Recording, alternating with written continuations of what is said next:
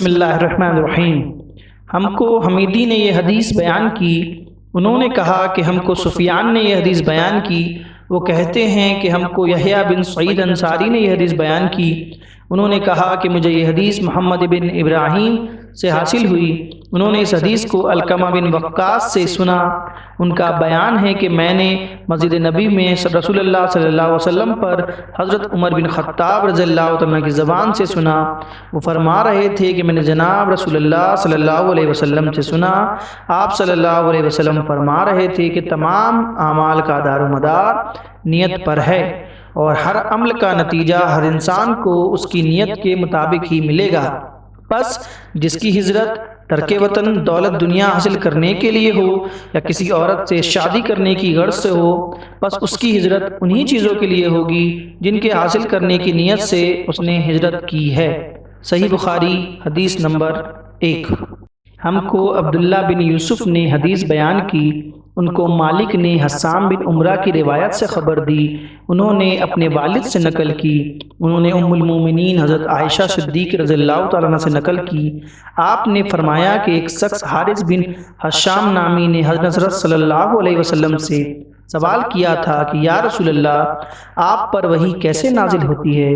آپ صلی اللہ علیہ وسلم نے فرمایا کہ وحی نازل ہوتے وقت کبھی مجھ کو گھنٹی کی سی آواز محسوس ہوتی ہے، اور وحی کی یہ کیفیت مجھ پر بہت شاق گزرتی ہے، جب یہ کیفیت ختم ہوتی ہے تو میرے دل و دماغ پر اس فرشتے کے ذریعے نازل شدہ وحی محفوظ ہو جاتی ہے، اور کسی وقت ایسا ہوتا ہے کہ فرشتہ بشکل انسان میرے پاس آتا ہے اور مجھ سے کلام کرتا ہے، پس میں اس کا کہا ہوا یاد رکھ لیتا ہوں۔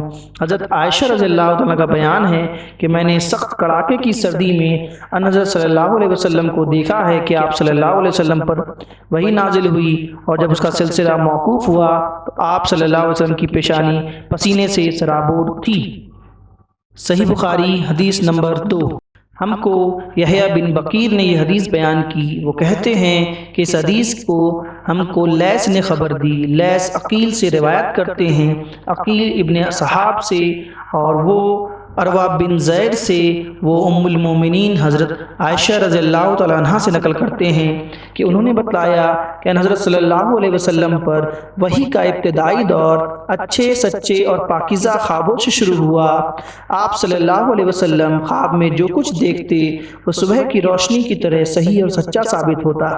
پھر من جانب قدرت آپ صلی اللہ علیہ وسلم تنہائی پسند ہو گئے، اور آپ صلی اللہ علیہ وسلم نے غار حرا میں خلوت نشینی اختیار فرمائی، اور کئی دن اور کئی راتیں وہاں مسلسل عبادت اور یاد الہی و ذکر و فکر میں مشغول رہتے، جب تک گھر آنے کو دل نہ چاہتا توشہ ہمراہ لیے وہاں رہتے۔ توشہ ہمراہ ختم ہونے پر اہلیہ محترمہ حضرت خدیجہ رضی اللہ عنہ کے پاس تشریف لاتے، اور کچھ توشہ ہمراہ لے کر پھر وہاں جا کر خلوت گزیں ہو جاتے۔ یہی طریقہ جاری رہا یہاں تک کہ آپ صلی اللہ علیہ وسلم پر ہر حق منکشف ہو گیا، اور کیا آپ صلی اللہ علیہ وسلم غار حرائی میں قیام پذیر تھے کہ اچانک حضرت جبرائیل علیہ السلام آپ صلی اللہ علیہ وسلم کے پاس حاضر ہوئے اور کہنے لگے، اے محمد پڑھو۔ آپ صلی اللہ علیہ وسلم فرماتے ہیں کہ میں نے کہا کہ میں پڑھنا نہیں جانتا۔ آپ صلی اللہ علیہ وسلم فرماتے ہیں کہ فرشتے نے مجھے پکڑ کر اتنے زور سے بھینچا کہ میری طاقت جواب دے گئی، پھر مجھے چھوڑ کر کہا پڑھو۔ میں نے پھر وہی جواب دیا کہ میں پڑھا ہوا نہیں ہوں۔ اس فرشتے نے مجھ کو نہایت ہی زور سے بھینچا کہ مجھ کو سخت تکلیف محسوس ہوئی، پھر اس نے کہا کہ پڑھ۔ میں نے کہا میں پڑھا ہوا نہیں ہوں۔ فرشتے نے تیسری بار مجھ کو پکڑا اور تیسری مرتبہ پھر مجھ کو بھینچا، پھر مجھے چھوڑ دیا اور کہنے لگا، پڑھو اپنے رب کے نام کی مدد سے جس نے پیدا کیا اور انسان کو خون کی پھٹکی سے بنایا، پڑھو اور آپ کا رب بہت ہی مہربانیاں کرنے والا ہے۔ بس یہی آیتیں آپ صلی اللہ علیہ وسلم حضرت جبرائیل علیہ السلام سے سن کر اس حال میں غار حرا سے واپس ہوئے کہ آپ صلی اللہ علیہ وسلم کا دل اس انوکھے واقعے سے کانپ رہا تھا۔ آپ صلی اللہ علیہ وسلم حضرت خدیجہ کے ہاں تشریف لائے اور فرمایا کہ مجھے کمبل اڑا دو، مجھے کمبل اڑا دو۔ لوگوں نے آپ صلی اللہ علیہ وسلم کو کمبل اڑا دیا۔ جب آپ صلی اللہ علیہ وسلم کا ڈر جاتا رہا تو آپ صلی اللہ علیہ وسلم نے اپنی زوجہ محترمہ حضرت خدیجہ رضی اللہ عنہ کو تفصیل کے ساتھ ساتھ یہ واقعہ سنایا اور فرمانے لگے کہ مجھ کو اپنی جان کا خوف ہو گیا ہے۔ آپ صلی اللہ علیہ وسلم کی اہلیہ محترمہ حضرت خدیجہ رضی اللہ تعالیٰ عنہا نے آپ صلی اللہ علیہ وسلم کی دھاڑس بندھائی اور کہا کہ آپ کا خیال صحیح نہیں ہے، خدا کی قسم آپ کو اللہ کبھی رسوا نہیں کرے گا، آپ تو اخلاق فاضلہ کے مالک ہیں، آپ تو کنبے پرور ہیں، بے کسوں کا بوجھ اپنے سر پر رکھ لیتے ہیں، مفلسوں کے لیے آپ کماتے ہیں، مہمان نوازی میں آپ بے مثال ہیں، مشکل وقت میں آپ امر حق کا ساتھ دیتے ہیں۔ ایسے اوصاف حسن والا انسان یوں بے وقت ذلت و خواری کی موت نہیں پا سکتا۔ پھر مزید تسلی کے لیے حضرت خدیجہ رضی اللہ عنہا آپ صلی اللہ علیہ وسلم کو ورقہ بن نوفل کے پاس لے گئیں جو ان کے چچا زاد بھائی تھے اور زمانہ جاہلیت میں نصرانی مذہب اختیار کر چکے تھے اور عبرانی زبان کے کاتب تھے۔ انجیل کو بھی حسب منصۂ خداوندی عبرانی زبان میں لکھا کرتے تھے۔ انجیل سریانی زبان میں نازل ہوئی تھی، پھر اس کا ترجمہ عبرانی زبان میں ہوا۔ ورقہ اسی کو لکھتے تھے۔ وہ بہت بوڑھے ہو گئے تھے، یہاں تک کہ ان کی بینائی بھی رخصت ہو چکی تھی۔ حضرت خدیجہ رضی اللہ عنہا نے ان کے سامنے آپ صلی اللہ علیہ وسلم کے حالات بیان کیے اور کہا کہ اے چچا زاد بھائی، اپنے بھتیجے محمد صلی اللہ علیہ وسلم کی زبانی ذرا ان کی کیفیت سن لیجئے۔ وہ بولے کہ بھتیجے، آپ نے جو کچھ دیکھا ہے اس کی تفصیل سناؤ۔ چنانچہ آپ صلی اللہ علیہ وسلم نے ازوجل تاخیر پورا واقعہ سنایا، جسے سن کر ورقہ بے اختیار بول اٹھے کہ یہ تو وہی ناموس معزز دان فرشتہ ہے جسے اللہ نے حضرت موسیٰ علیہ السلام پر وحی دے کر بھیجا تھا۔ کاش میں آپ کے اس عہد نبوت کے شروع ہونے پر جو جوان عمر ہوتا، کاش میں اس وقت تک زندہ رہتا جبکہ آپ کی قوم آپ کو اس شہر سے نکال دے گی۔ رسول کریم صلی اللہ علیہ وسلم نے سن کر تعجب سے پوچھا کہ کیا وہ لوگ مجھ کو نکال دیں گے، حالانکہ میں تو ان میں صادق و امین و مقبول ہوں۔ ورقہ بولا، ہاں یہ سب کچھ سچ ہے، مگر جو شخص بھی آپ کی طرح امر حق لے کر آیا لوگ اس کے دشمن ہی ہو گئے ہیں۔ اگر مجھ کو آپ کی نبوت کا وہ زمانہ مل جائے تو میں آپ کی پوری مدد کروں گا۔ مگر ورقہ کچھ دنوں کے بعد انتقال کر گئے۔ پھر کچھ عرصہ تک وحی کی آمد موقوف رہی۔ صحیح بخاری حدیث نمبر 3۔ ابن شہاب کہتے ہیں کہ مجھ کو ابو سلمہ بن عبد الرحمن نے حضرت جابر بن عبداللہ انصاری رضی اللہ عنہ سے یہ روایت نقل کی ہے کہ آپ صلی اللہ علیہ وسلم نے وحی کے رک جانے کے زمانے کے حالات بیان فرماتے ہوئے کہا کہ ایک روز میں چلا جا رہا تھا کہ اچانک میں نے آسمان کی طرف ایک آواز سنی اور میں نے اپنا سر آسمان کی طرف اٹھایا، کیا دیکھتا ہوں کہ وہی فرشتہ جو میرے پاس غار حرا میں آیا تھا وہ آسمان و زمین کے بیچ میں کرسی پر بیٹھا ہوا ہے۔ میں اس سے ڈر گیا اور گھر آنے پر میں نے پھر کمبل اوڑھنے کی خواہش ظاہر کی۔ اس وقت اللہ پاک کی طرف سے یہ آیت نازل ہوئی، اے لحاف اوڑھ کر لیٹنے والے، اٹھ کھڑا ہو اور لوگوں کو عذاب الہی سے ڈرا اور اپنے رب کی بڑائی بیان کر اور اپنے کپڑوں کو پاک صاف رکھ اور گندگی سے دور رہ۔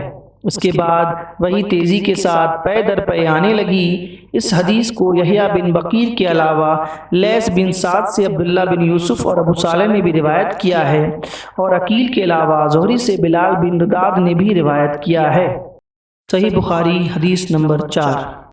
موسیٰ بن اسماعیل نے ہم سے حدیث بیان کی، ان کو ابو عوانہ نے خبر دی، ان سے موسیٰ ابن ابی عائشہ نے بیان کی، ان سے سعید بن زیبر نے، انہوں نے ابن عباس رضی اللہ تعالیٰ عنہ سے کلام الہی لا تحرک بی لسانک لا تجل بی تلخ کی تفسیر کے سلسلے میں سنا کہ رسول اللہ صلی اللہ علیہ وسلم نزول قرآن کے وقت بہت سختی محسوس فرمایا کرتے تھے اور اس کی علامتوں میں سے ایک یہ تھی کہ یاد کرنے کے لیے آپ اپنے ہونٹوں کو ہلاتے تھے۔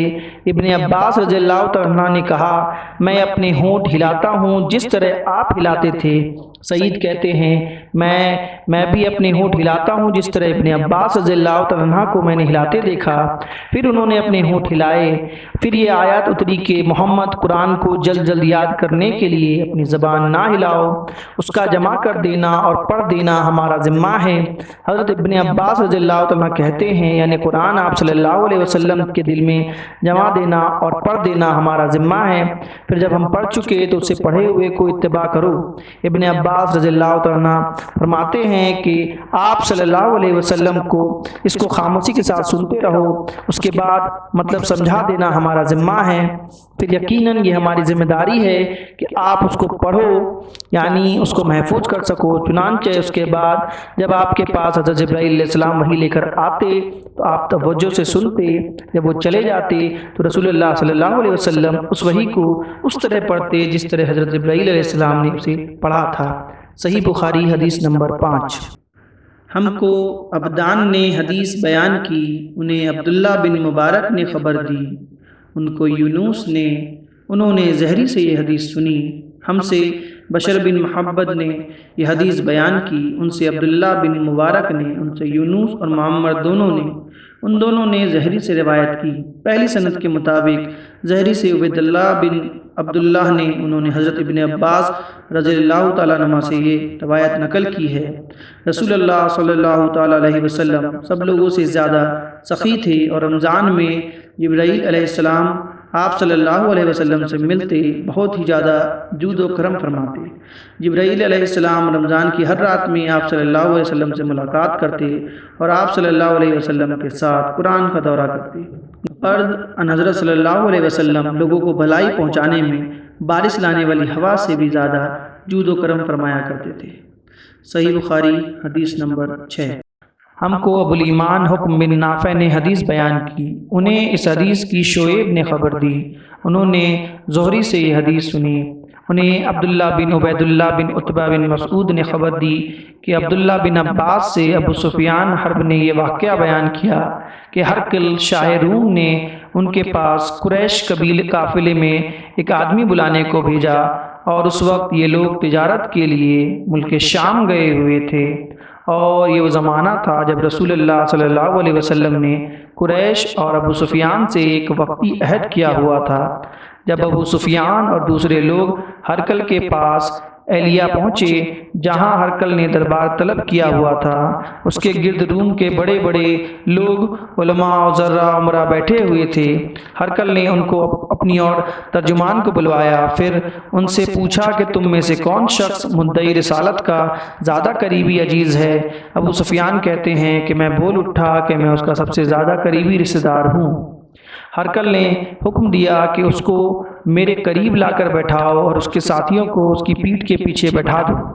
پھر اپنے ترجمان سے کہا کہ ان لوگوں سے کہہ دو کہ میں ابو سفیان سے اس شخص سے یعنی محمد صلی اللہ علیہ وسلم کے حالات پوچھتا ہوں، اگر یہ مجھ سے کسی بات پر جھوٹ بول دے تم اس کا جھوٹ ظاہر کر دینا۔ ابو سفیان کا قول ہے کہ خدا کی قسم اگر مجھے یہ غیرت نہ آتی کہ یہ لوگ مجھ کو جھٹلائیں گے تو میں آپ صلی اللہ علیہ وسلم کی نسبت ضرور غلط ہوئی سے کام لیتا۔ خیر، پہلی بات جو ہرقل نے مجھ سے پوچھی وہ یہ کہ اس شخص کا خاندان تم لوگوں میں کیسا ہے؟ میں نے کہا وہ تو بڑے اونچے عالی نسب والے ہیں۔ کہنے لگا اس سے پہلے بھی کسی نے تم لوگوں میں ایسی بات کہی تھی؟ میں نے کہا نہیں۔ کہنے لگا اچھا اس کے بڑوں میں کوئی بادشاہ ہوا ہے؟ میں نے کہا نہیں۔ پھر اس نے کہا بڑے لوگوں نے اس کی پیروی اختیار کی ہے یا کمزوروں نے؟ میں نے کہا نہیں، کمزوروں نے۔ پھر کہنے لگا اس کے تابعدار روز بڑھتے جاتے ہیں یا کوئی ساتھی پھر بھی جاتا ہے؟ میں نے کہا نہیں۔ کہنے لگا کہ کیا آپ نے اسے دعوی نبوت سے پہلے کبھی کسی بات پر جھوٹ بولا ہے؟ میں نے کہا نہیں، اور اب ہماری اس سے صلح کی ایک مقرر مدت ٹھہری ہوئی ہے، معلوم نہیں وہ اس میں کیا کرنے والا ہے۔ ابو سفیان کہتے ہیں میں اس بات کے سوا کوئی جھوٹ اس گفتگو میں شامل نہ کر سکا۔ ہرقل نے کہا کیا تمہاری اس سے کبھی لڑائی بھی ہوئی ہے؟ ہم نے کہا کہ ہاں۔ بولا پھر تمہاری اور اس کی جنگ کا کیا حال ہوا؟ میں نے کہا لڑائی ڈول کی طرح ہے، کبھی وہ ہم سے میدان جنگ جیت لیتے ہیں اور کبھی ہم ان سے جیت لیتے ہیں۔ ہرقل نے پوچھا وہ تمہیں کس بات کا حکم دیتا ہے؟ میں نے کہا وہ کہتا ہے کہ صرف ایک اللہ ہی کی عبادت کرو، اس کا کسی کو شریک نہ بناؤ، اور اپنے باپ دادا کی باتیں چھوڑ دو، اور ہمیں نماز پڑھنے، سچ بولنے، پرہیزگاری اور صلہ رحمی کا حکم دیتا ہے۔ یہ سب سن کر پھر ہرقل نے اپنے ترجمان سے کہا کہ ابو سفیان سے کہہ دے کہ میں نے تم سے اس کا نسب پوچھا، تم نے کہا کہ وہ ہم میں عالی نسب سے ہے، اور پیغمبر اپنی قوم میں عالی نسب میں ہی بھیجے جایا کرتے ہیں۔ ہم نے تم سے پوچھا کہ دعویٰ نبوت کی یہ بات تمہارے اندر سب سے پہلے کسی اور نے بھی کہی تھی؟ تم نے جواب دیا کہ نہیں۔ تب میں نے اپنے دل میں کہا کہ اگر یہ بات اس سے پہلے کسی نے کہی ہوتی تو میں سمجھتا کہ اس شخص نے بھی اسی بات کی تقلید کی ہے جو پہلے کہی جا چکی ہے۔ میں نے تم سے پوچھا کہ اس کے بڑوں میں کوئی بادشاہ بھی گزرا ہے؟ تم نے کہا کہ نہیں۔ تو میں نے دل میں کہا کہ اگر ان کے بزرگوں میں سے کوئی بادشاہ ہوا ہوتا تو کہہ دوں گا کہ وہ شخص اس بہانہ سے اپنے آبا و اجداد کی بادشاہت اور ان کا ملک دوبارہ حاصل کرنا چاہتا ہے۔ اور میں نے تم سے پوچھا کہ اس بات کو کہنے یعنی پیغمبری کا دعویٰ کرنے سے پہلے تم نے کبھی اس کو درگوئی کا الزام لگایا ہے؟ تم نے کہا کہ نہیں۔ یہ تو میں نے سمجھ لیا کہ جو شخص آدمیوں کے ساتھ درگوئی سے بچے وہ اللہ کے بارے میں کیسے جھوٹی بات کہہ سکتا ہے۔ اور میں نے تم سے پوچھا کہ بڑے لوگ اس کے پیروکار ہوتے ہیں یا کمزور آدمی؟ تم نے کہا کہ کمزوروں نے اس کی اتباع کی ہے۔ تو دراصل یہی لوگ پیغمبروں کے متبعین ہوتے ہیں۔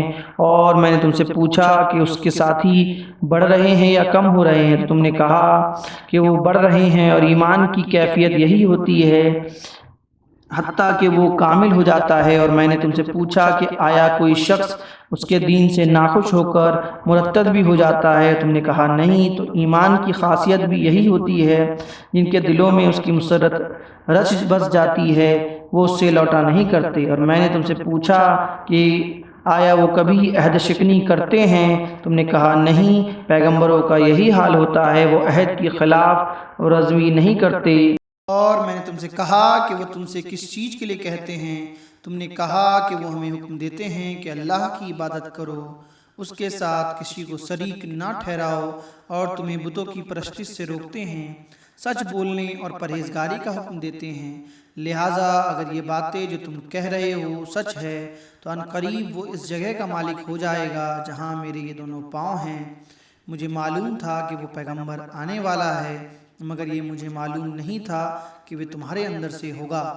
اگر میں جانتا کہ اس تک پہنچ سکوں گا تو اس سے ملنے کے لیے ہر تکلیف گوارا کرتا۔ اگر میں اس کے پاس ہوتا تو اس کے پاؤں دھوتا۔ کل نے رسول اللہ صلی اللہ علیہ وسلم کا وہ خط منگوایا جو آپ نے وحیہ قلبی رضی اللہ تعالیٰ کے ذریعے حاکم بشریٰ کے پاس بھیجا تھا، اور اس نے وہ ہرقل کے پاس بھیج دیا۔ پھر اس کو پڑھا تو اس میں لکھا تھا اللہ کے نام کے ساتھ جو نہایت مہربان اور رحم والا ہے۔ اللہ کے بندے اور اس کے پیغمبر محمد صلی اللہ علیہ وسلم کی طرف سے یہ خط شاہ روم کے لیے۔ اس شخص پر سلام ہو جو ہدایت کی پیروی کرے۔ اس کے بعد میں آپ کے سامنے دعوت اسلام پیش کرتا ہوں۔ اگر آپ اسلام لے آئیں گے تو دین دنیا میں سلامتی نصیب ہوگی، اللہ آپ کو دوبارہ ثواب دے گا، اور اگر آپ میری دعوت سے روگرانی کریں گے تو آپ کی رعایا کا گناہ بھی آپ پر ہوگا۔ اور اے اہل کتاب، ایک ایسی بات پر آ جاؤ جو ہمارے اور تمہارے درمیان یکساں ہے، وہ یہ ہے کہ ہم اللہ کے سوا کسی کی عبادت نہ کریں اور کسی کو اس کا شریک نہ ٹھہرائیں، اور نہ ہم میں سے کوئی کسی کا خدا کے سوا اپنا رب بنائے۔ یا پھر اگر وہ اہل کتاب اس بات سے منہ پھیر لے، مسلمانوں تم ان سے کہہ دو کہ تم مانو یا نہ مانو، ہم تو ایک خدا کی اطاعت گزار ہیں۔ ابو سفیان کہتے ہیں جب ہرقل نے جو کچھ کہنا تھا کہہ دیا اور خط پڑھ کر فارغ ہوا تو اس کے ارد گرد بہت شور غفا ہوا اور بہت سی آوازیں انہیں اور ہمیں باہر نکال دیا گیا۔ تب میں نے اپنے ساتھیوں سے کہا کہ ابو کہشا کے بیٹے حضرت صلی اللہ علیہ وسلم کا معاملہ تو بہت بڑھ گیا ہے، دیکھو تو اس سے بنی اصغر روم کا بادشاہ بھی ڈرتا ہے۔ مجھے اس وقت اس بات کا یقین ہو گیا کہ حضور صلی اللہ علیہ وسلم ان قریب غالب ہو کر رہیں گے، حتیٰ کہ اللہ نے مجھے مسلمان کر دیا۔ راوی کا بیان ہے کہ ابن ناطور ایلیا کا حاکم ہرقل کا مشاہب اور شام کے نصارہ کا لارڈ پادری بیان کرتا تھا کہ ہرقل جب ایلیا آیا ایک دن صبح کو پریشان اٹھا تو اس کے درباریوں نے دریافت کیا کہ آج ہم آپ کی حالت بدلی ہوئی پاتے ہیں، کیا وجہ ہے؟ ابن ناطور کا بیان ہے کہ ہرقل نجومی تھا، علم نجوم میں وہ پوری مہارت رکھتا تھا۔ اس نے ہم نشینوں کو بتایا کہ میں نے آج رات ستاروں پر نظر ڈالی تو دیکھا کہ ختنہ کرنے والوں کا بادشاہ ہمارے ملک پر غالب آ گیا ہے، بھلا اس زمانے میں کون لوگ ختنہ کرتے ہیں؟ انہوں نے کہا کہ یہود کے سوا کوئی ختنہ نہیں کرتا، سو ان کی وجہ سے پریشان نہ ہوں۔ سلطنت کے تمام شہروں میں یہ حکم لکھ بھیجیے کہ وہاں جتنے یہودی ہوں سب کو قتل کر دیے جائیں۔ وہ لوگ انہی باتوں میں مشغول تھے کہ ہرقل کے پاس ایک آدمی لایا گیا جسے شاہ غسان نے بھیجا تھا۔ اس نے رسول اللہ صلی اللہ علیہ وسلم کے حالات بیان کیے۔ جب ہرقل نے سارے حالات سن لیے تو کہا کہ جا کر دیکھو وہ لوگ ختنہ کیے ہوئے ہیں یا نہیں۔ انہوں نے اسے دیکھا تو بتلایا کہ وہ ختنہ کیا ہوا ہے۔ ہرقل نے جب اس شخص سے عرب کے بارے میں پوچھا تو اس نے بتلایا کہ وہ ختنہ کرتے ہیں۔ تب ہرقل نے کہا کہ یہ محمد صلی اللہ علیہ وسلم اس امت کے بادشاہ ہیں جو پیدا ہو چکے ہیں۔ پھر اس نے اپنے ایک دوست کو رومیہ خط لکھا اور وہ بھی علم نجوم میں ہرقل کی طرح ماہر تھا۔ پھر وہاں سے ہرقل حمص چلا گیا۔ ابھی حمص سے نکلا نہیں تھا کہ اس کے دوست کا خط آ گیا۔ اس کی رائے بھی حضور صلی اللہ علیہ وسلم کے ظہور کے بارے میں ہرقل کے موافق تھی۔ محمد صلی اللہ علیہ وسلم پیغمبر ہیں۔ اس کے بعد ہرقل نے روم کے بڑے آدمیوں کو اپنے حمص کے محل میں طلب کیا اور اس کے حکم سے محل کے دروازے بند کر دیے۔ پھر وہ اپنے محل سے باہر آیا اور کہا، اے روم والو، کیا ہدایت اور کامیابی میں کچھ حصہ تمہارے لیے بھی ہے؟ اگر تم اپنی سلطنت کو بقا چاہتے ہو تو پھر اس نبی کی بیعت کر لو اور مسلمان ہو جاؤ۔ یہ سننا تھا کہ پھر وہ لوگ وحشی گدھوں کی طرح دروازوں کی طرف دوڑے مگر انہیں بند پایا۔ آخر جب ہرقل نے اس بات سے اس کی یہ نفرت دیکھی اور ان کے ایمان لانے سے مایوس ہو گیا تو کہنے لگا کہ لوگوں کو میرے پاس لاؤ۔ جب وہ دوبارہ آئے تو اس نے کہا، میں نے جو بات کہی تھی اس سے تمہاری دینی پختگی کی آزمائش مقصود تھی، سو وہ میں نے دیکھ لی۔ تب یہ بات سن کر وہ سب کے سب اس کے سامنے سجدے میں گر پڑے اور اس سے خوش ہو گئے۔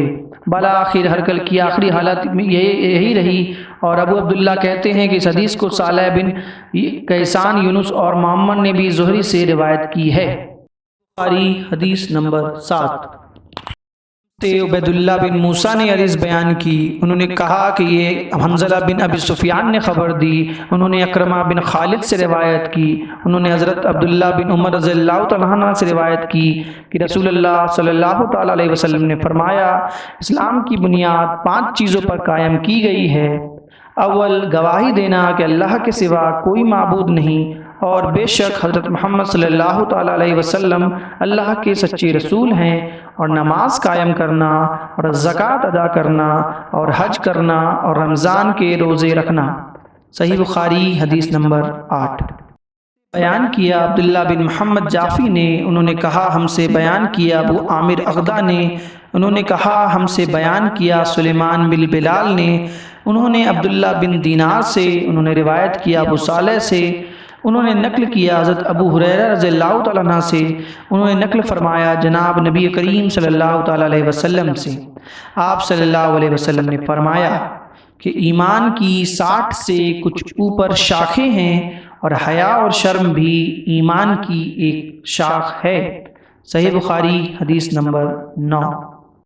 آدم بن ابی ایاس نے یہ حدیث بیان کی۔ ان کو شعبہ نے، وہ عبداللہ بن ابی اسفر اور اسماعیل سے روایت کرتے ہیں، وہ دونوں شعبی سے نقل کرتے ہیں۔ انہوں نے عبداللہ بن عمر بن عاص رضی اللہ تعالیٰ عنہ سے نبی کریم صلی اللہ علیہ وسلم روایت کرتے ہیں کہ آپ صلی اللہ علیہ وسلم نے فرمایا، مسلمان وہ ہے جس کی زبان اور ہاتھ سے مسلمان بچے رہے، اور مہاجر وہ ہے جو ان کاموں کو چھوڑ دے جن سے اللہ نے منع فرمایا۔